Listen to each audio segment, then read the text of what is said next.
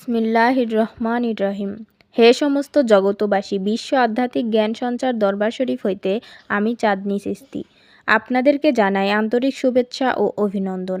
আমার লক্ষ্য আমার মুর্শিদ কেবলা গাউসুল আজম শামীম আলী চিশতির দরবার হইতে কিছু তত্ত্বকথা আলোচনা করব। সবাই ধৈর্য মনোযোগ সহকারে আমার এই আলোচনাটি শুনবেন।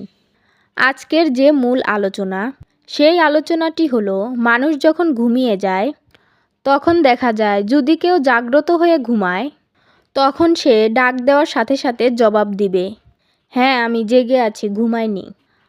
আর যদি কোনো মানুষ ঘুমিয়ে যায় তখন দেখা যায় সেই মানুষটি পায়ে ধরে ধাক্কাচ্ছে বা ডাকাডাকি করছে। কিছুক্ষণ পরে বলে, হ্যাঁ হ্যাঁ কি হয়েছে। আচ্ছা, তার মানে তার মধ্যে একটি আত্মা বিরাজমান হয়ে গেছে, বায়ুর সাথে সে চলে গেছে কোথাও। আচ্ছা, সেই দুটো আত্মাই ধরলাম, পঞ্চ আত্মা বা আচ্ছা 5 আত্মার কথা বললাম না। একটা মানবদেহের মধ্যে জীবাত্মা পরমাত্মা, এই দুটি আত্মার মধ্যে কোন আত্মাটি বিরাজ হয়? তবে আমার জ্ঞানও বলে যতটুকু জেনেছি বুঝতে পেরেছি, এতে মানুষের মধ্যে যে জীবাত্মাটা আছে এই জীবাত্মাটা বিরাজ করতে চলে যায়। কারণ দেহটা যখন পড়ে থাকে তখন কিন্তু জীবের ডিউটি থাকে না। জীবের একটি কর্ম আছে কি, সে দেহের ভার বহন করে। দেহ যখন মাটির মধ্যে ভার হয়ে আছে তখন কিন্তু জীবের প্রয়োজন হয় না। তখন জীব বাহিরে ভ্রমণে চলে যায় এবং দ্রুত সে যেতে পারে এবং সে আসতে পারে, এই ক্ষমতা সেই আত্মার আছে। তবে আজকের যে বিষয়টি, কোন আত্মাটা মানুষ ঘুমের পরে বের হয়ে যায় আর কোন আত্মাটা থাকে, সেটি আমি যেভাবে বলবো অবশ্যই মনোযোগ দিয়ে শুনবেন। দেখবেন কেউ যদি আমাকে এই কথাটি প্যাচ দেয় বা কেউ যদি আমাকে বলে এই কথাটি মানতে পারছি না বা এটা মিলছে না, আমি আপনাদেরকে মিলিয়ে দেব। যেমন দেখবেন এই পৃথিবীতে যেমন চাঁদ আছে তেমন সূর্য আছে, তবে চাঁদের যে একটা আলো আর সূর্যের যে একটা আলো, দুটি আলো কিন্তু এক নয়। সূর্যের আলোতে সারা পৃথিবী সোনালি আলো ভরে যায় আর রূপালি যে আলোটা সেটা চাঁদের থেকে এসে যায়। তাই বলবো রাতের যোচনায় যে আলোটি এটা সূর্য দিতে পারবে না এবং সোনালি আলো যেটা সেটা সূর্যই দিতে পারবে। রূপালি যে আলোটি এটা সূর্য দিতে পারবে না। তাহলে মানব দেহের ভিতরে যদি আমরা যাই তাহলে জীবাত্মাটা আমার থেকে বের হচ্ছে আবার আসছে।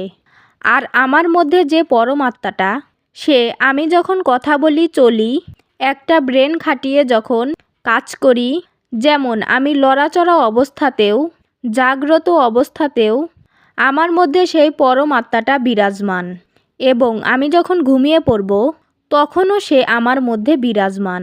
তবে জীবাত্মাটা সে চলে যায়। আচ্ছা, তাহলে এটার যুক্তি কি হলো? যে জীব আত্মাটি, এই জীব আত্মাটি দেহের ভার বহন করে আর পরমাত্মা, এই পরমাত্মার সাথে 10টি জিনিস কাজ করে। সেই 10টি জিনিস নিয়ে আমি পরবর্তী ভিডিওতে আপনাদের সাথে আলোচনা করব। তবে আজকের যে মূল বিষয়, কোন আত্মাটি বিরাজমান হয়, সেই আত্মাটি হলো জীবাত্মা। বের হয়ে যায়, ভ্রমণ করতে চলে যায় আর পরম আত্মাটি দেহের মধ্যে থেকে যায়। এখন পরম আর জীব যদি উভয়ই চলে যায় তখন এই দেহ মৃত্যুবরণ হয়ে যাবে। যেমন দেখবেন আপনি হাঁটা চলা করছেন, আপনার শ্বাস প্রশ্বাস চলতেছে আর শ্বাস প্রশ্বাসের সাথে পরমাত্মা বিরাজ আছে। আবার আপনি যখন ঘুমিয়েও পড়বেন আপনার শ্বাস প্রশ্বাস চলছেই এবং পরমাত্মা এর মধ্যে দিয়ে যাওয়া আসা করতেছে। তাহলে জীব আত্মা সে কিন্তু ভ্রমণ করতে পারে, বের হতে পারে। আর এটার প্রমাণ যে একটা ঘুমন্ত মানুষকে গভীর নিদ্রায় তখন যাকে ধাক্কা দেওয়া হয় বা জোরে ডাক দেওয়া হয় তখন সে উঠে হর দিশা হয়ে যায়। কে কে কে তাহলে বোঝা গেল কি, এই জীবাত্মাটার এত গতি যে পৃথিবীর অপর প্রান্তেও যদি চলে যায় এক বলতে বলতে সে এসে হাজির, যেহেতু তার পরম এখানে আছে। যাই হোক, আরও একটা প্রমাণ হলো চাঁদ কিন্তু মাসে 3 দিন দেখা যায় না। জীব আত্মাটা যদি আমরা চাঁদের সাথে মিলাই তখন দেখা যাবে যে মানুষের নিদ্রা আছে, এই দেহের একটা রেস্ট আছে, জীব আত্মার একটা রেস্ট আছে। চাঁদের 3 দিন চাঁদকে দেখা যায় না, কিন্তু সূর্য এই পৃথিবীর সৃষ্টির লগ্ন থেকে যে শুরু হয়েছে সেই সূর্য কিন্তু উঠতেছে নামতেছে, তার কিন্তু কোনো বিশ্রাম নেই। যেমন মানব দেহের ভিতরে এই পরমাত্মার বিশ্রাম নেই, সে যদি বন্ধ হয় সব তুছনাছ হয়ে যাবে, দেহ পড়ে যাবে, এই দেহ আর টিকানো যাবে না। হে সমস্ত জগতবাসী, জানি না আজকের এই আলোচনাটি আপনারা কেমনভাবে নিলেন, আপনাদের কাছে কেমন লাগলো। যদি ভালো লেগে থাকে অবশ্যই আমার এই চ্যানেলটি সাবস্ক্রাইব করে পাশে থাকবেন, সামনে আরও ভালো ভালো আলোচনা পেয়ে যাবেন। সর্বশেষ সকলের চরণে হাত রাখিয়া একটা কথাই বলতে চাই, আল্লাহ গোপনেরও গোপন, সেই গোপনকে পাইতে হলে অবশ্যই একজন কামেল মুর্শিদের কাছে যাইয়া বায়াত গ্রহণ করুন, বায়াত গ্রহণের মাধ্যমে আল্লাহকে লাভ করুন। সকলে সুস্থ থাকবেন, ভালো থাকবেন, আল্লাহ হাফেজ।